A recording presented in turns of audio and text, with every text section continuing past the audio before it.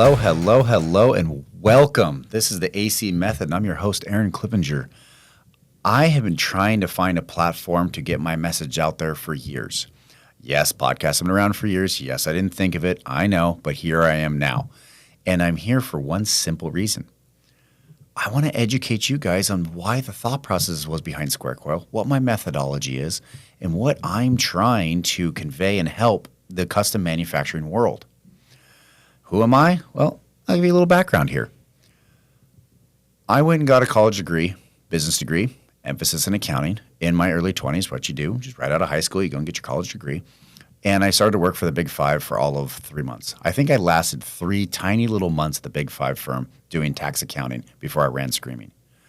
I love to talk to people. I love to be meet people, find creativity, find solutions. I had a passion for solving problems. And I am an entrepreneur by trade. I just love to build something and make it beautiful and grow. So going to the Big Five firm, I knew I had to get out of that immediately.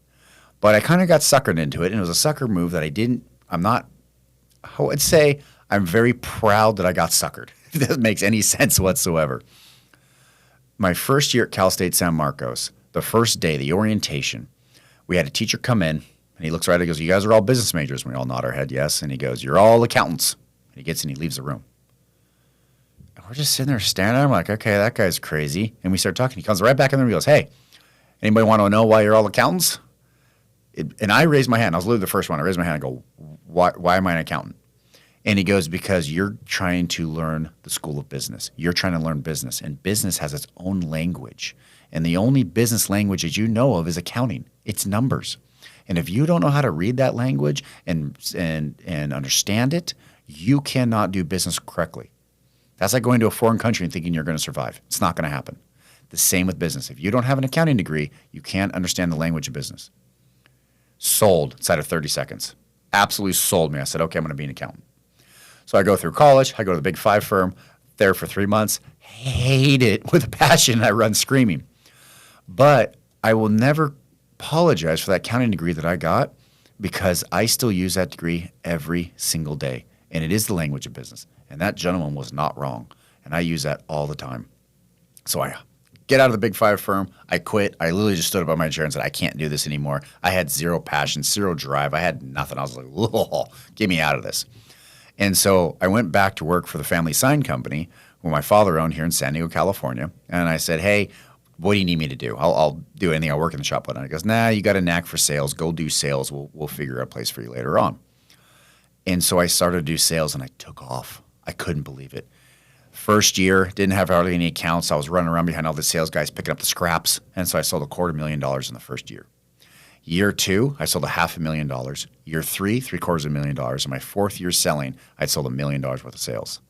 That was the kind of the kicker of you're a good salesman in this industry if you can sell $1 million continuously every single year, which I did. Year 4, 26 years old, making I'm making 6 figures because I'm selling $1 million. I'm top of my game. I'm walking around with a rooster and peacock tail, just strutting my stuff. I'm loving it. All my friends at my age, they're not making nearly the money I am. I am pumped. I'm going to work at 8:30. I'm surfing in the morning, riding the motocross tracks in the afternoon. I had a great life. So one of those days, I'm walking by my dad's office, and I look at him, I said, "See you later." And he just didn't even look up. He's reading some form. I didn't think he heard me. So I walked by. He's my dad. A lot of respect there. So I walk in his office, "Hey, see you later," and I knock on his door. And he just looks up. He goes, yeah, all right, bye. All right, what's going on? He goes, I can't get to the stuff. I'm drowning here. I just need help. I said, "You know what? I got you." Take my jacket off, put it over one of his visitor chairs there in his office, and I said, "Give me what you need. I'm your secretary for the day. Let's do this." And I thought it was going to be a one-day gig. Dig him out of his hole, temporary solution, no big deal. The organizational chart that my dad's company had pretty much had everybody at one level and then him right above, and that was it. That was the entire organizational chart.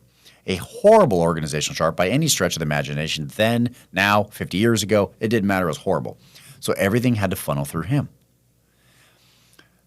I'm going to pause the story for half a second. He wasn't the only one I found out. Throughout all my dealings with hundreds of sign companies and furniture companies across the United States and other parts of the world, most organizational charts are one boss and all workers and no organizational chart or no workflow. So everything has to flow through that person. It was the hourglass, and a horrible hourglass. We could only speed up as fast as my dad could move.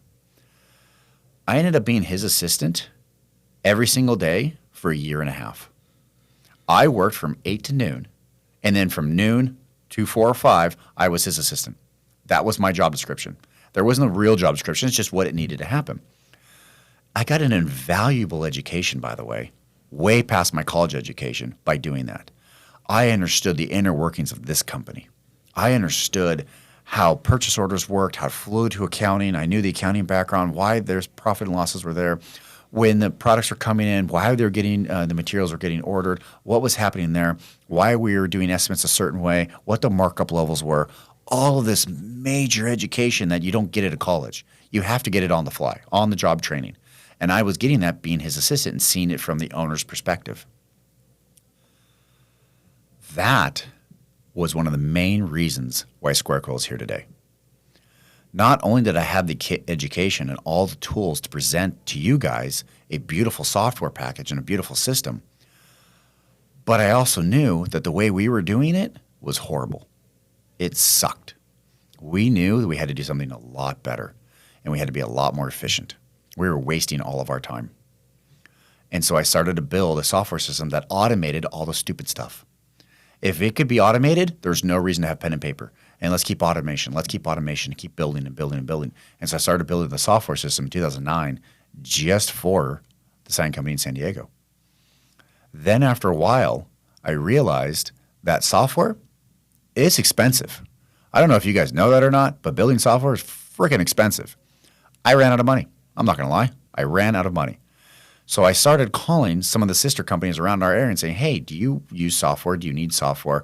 Let me sell this to you so I could keep money flowing in, so I could keep building the software and keeping it robust.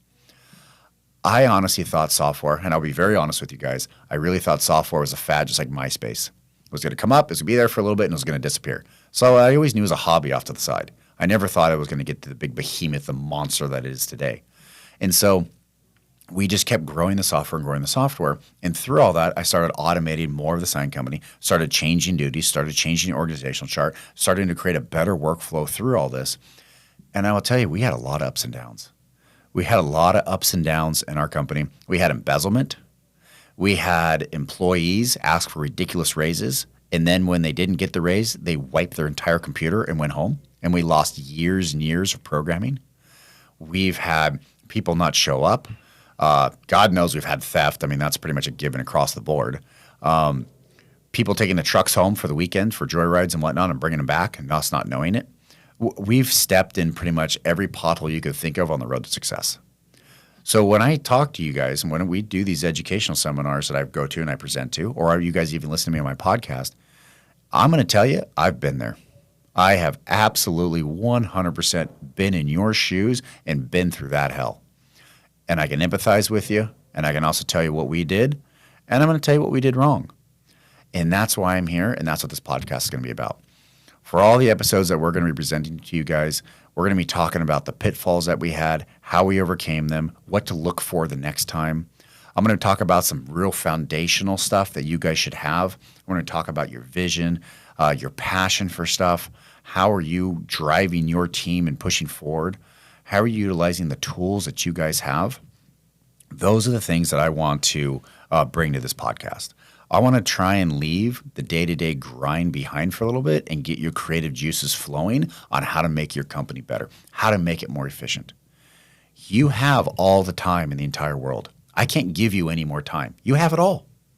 But how you use that time is very important. And we want to make sure that you are just using it to the fullest.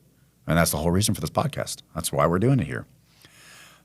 Each one of the podcasts, we're talking about usually, trending topics, the latest hurdles, talking about some of the pushes that we've done too. I think every once in a while I'll give you guys what we're just going to call a push podcast. And I'm actually going to sit down and go over every single feature that we pushed out to you guys so you guys can learn why we did it and what it's going to help and what it's going to solve. On average, we usually do about 10 to 20 new toys every month inside the software. So I do want to touch on that for a little bit, but this AC method is going to be way above and beyond just Square Coil. This is going to be more of the methodology. I am very much looking to have some guest speakers on here that have a really good passion for their field, and they can bring to us the insights and the little nuggets of information that are going to make our lives a little bit easier, a little bit better. We're going to be launching this podcast every Thursday. So every Thursday morning, we're going to go ahead and have a new episode once a week. So it'll just be a weekly podcast. We're not trying to inundate you with daily here. We don't have that much information for you, but we just enough to make them look really, really good. Get on YouTube, subscribe. It's the AC Method. We'll be pushing a lot of that there. But this is our first one, and we just want to say hello, and we're good and welcome to the party. Take care.